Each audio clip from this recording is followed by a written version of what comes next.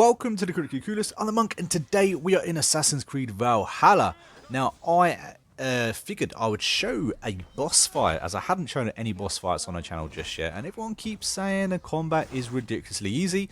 Maybe it is, maybe it isn't, but as you can see, this boss, he had me a couple of times. In fact, he had me so much that I was trying to figure out how it was that I could actually kill him, because no word of a lie, you know, I gave it my best shot. I really thought he was going to be pretty easy. It turns out he was not easy. He was a bit of a git, and he most definitely did kill me a few times.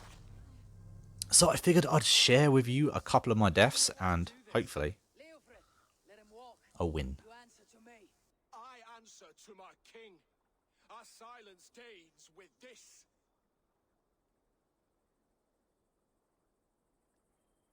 Lay it by, LeoFrith. There's nothing left to fight for. We've stormed Repton. Only a matter of time. I cannot do that. Then you will die. Someone will. And believe it or not, I actually thought that maybe I wouldn't even be able to beat this boss. He was a little bit tricky.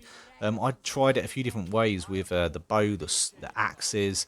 There's even some pallets that you can drop on his head, which I never actually managed to actually do.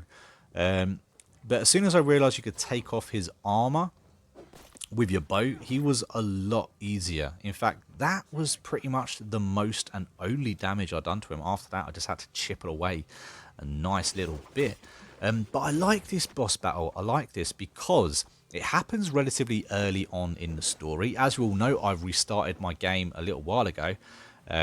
This happens fairly early on into the story. And you get to choose whether he lives or dies, and that has an outcome, you know, that can happen later on in the game. It can come back to haunt you or not, you know. But I like the choice. That's one of the things that I can commend about this game, the choice. The fact that this game actually gives you a choice and sticks by your choices. I like that.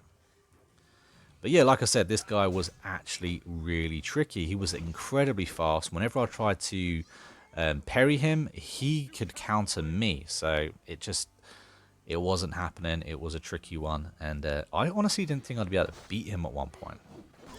Maybe I just hadn't had enough coffees just yet, though. That's the other thing.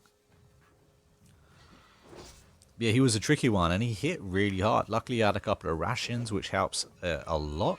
For me, I use dodge an awful lot as well. Now, I could have locked onto him, but I find locking onto enemies actually hinders what I do more than anything else. So I very rarely lock onto them. If you fought him, you know, what's been your method of actually beating him? Let me know. But anyway, I'm going to leave you with a cutscene now. I've been a Monk, we've been Critically Coolest. If you enjoyed this video, don't forget to hit the like button, and of course, don't forget to subscribe to the channel. See you guys later. I fought. I lost. We both know how this goes. An honorable thane fighting a dishonorable war. Bergrit abandoned him, betrayed his trust. If I were LeoFrith, I'd want to know. Why rob him of this last glory? A warrior ready to meet his god and bask in his praise. To live will only lead him to shame. It's not an oath he would keep if he knew the truth. Then choose. Truth or glory.